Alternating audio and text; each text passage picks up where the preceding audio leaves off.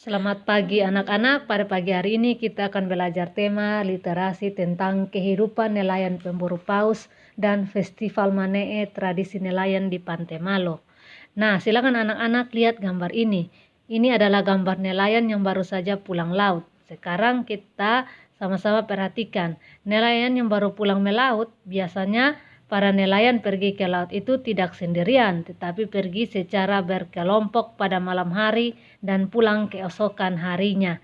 Nah, nelayan ini ketika pergi melaut dan kembali ke darat memanfaatkan peristiwa angin darat dan angin laut, seperti yang sudah kita pelajari sebelumnya.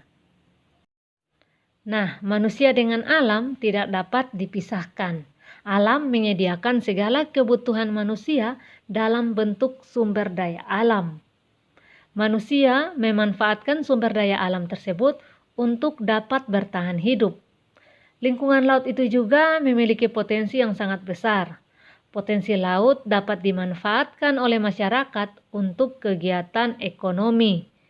Dari kegiatan ekonomi masyarakat ini dapat memenuhi kebutuhan hidup mereka sehari-hari.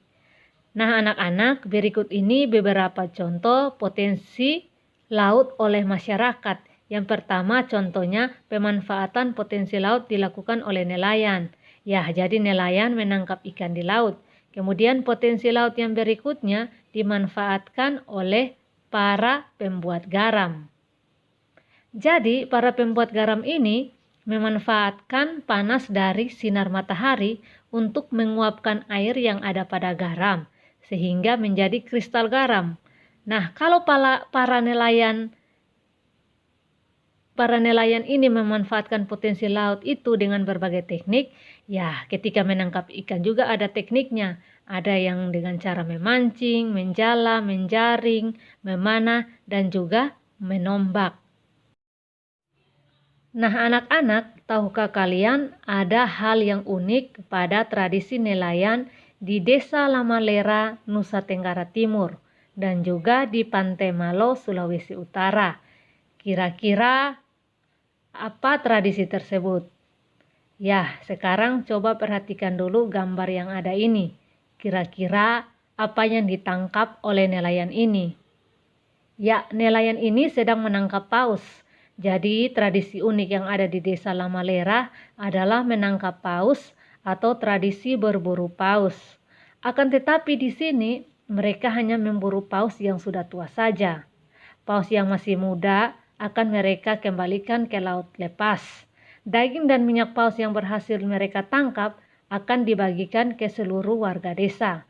Pembagian paus ini diutamakan bagi para janda dan anak yatim piatu. Baru kemudian mereka bagikan kepada para penangkap paus, pemilik perahu, lalu kepada masyarakat lainnya. Jadi tradisi ini merupakan tradisi yang unik yang ada di Nusa Tenggara Timur. Kemudian tadi tradisi unik berikutnya yang ada di Pantai Malo. Ya, di sini bisa kita lihat ada gambar pantai dan ada seperti janur kuning. Nah, ini namanya Festival Manee, merupakan tradisi adat untuk penangkapan ikan yang biasanya dilakukan di Pantai Malo, Sulawesi Utara. Di sini, hari untuk pelaksanaan festival diputuskan melalui musyawarah. Jadi, di hari yang sudah ditentukan, para pembuka adat dan pemerintah membawa semi atau daun kelapa yang masih muda ke pantai. Bisa kalian lihat di gambar ada daun kelapanya. Lalu mereka beramai-ramai menarik ke sepanjang mungkin ke arah laut hingga membentuk sebuah kolam. Nah, ketika ikan-ikan sudah berhasil terperangkap dalam semi, masyarakat pun mulai menangkap ikan-ikan tersebut. Hasil tangkapan ikan ini disantap bersama-sama dalam pesta rakyat yang digelar saat itu. Nah, anak-anak, setiap orang itu memiliki hak dan kewajiban dalam kehidupan sehari-hari. Begitu juga dengan nelayan. Tahukah kalian apa haknya nelayan? Ya, haknya nelayan adalah menekuni pekerjaannya sebagai nelayan. Dan begitu juga apa kewajibannya nelayan? Ya, kewajibannya nelayan adalah menjaga kelestarian dari air laut. Lalu apa saja ya hak dan kewajiban kita sebagai warga negara Indonesia? Hak dan kewajiban kita sebagai warga negara Indonesia terdapat dalam undang-undang. Berikut ini beberapa hak sebagai warga negara Indonesia. Nah, yang pertama, haknya adalah memiliki kedudukan yang sama di mata hukum. Itu ada di pasal 27 ayat 1. Kemudian berhak atas pekerjaan dan penghidupan yang layak. Ini pasal 27 ayat 2. Kemudian berhak dalam usaha pembelaan negara. Ini pasal 30 ayat 1. Kemudian hak berikutnya, hak untuk berserikat dan berkumpul mengeluarkan pendapat. Itu di pasal 28.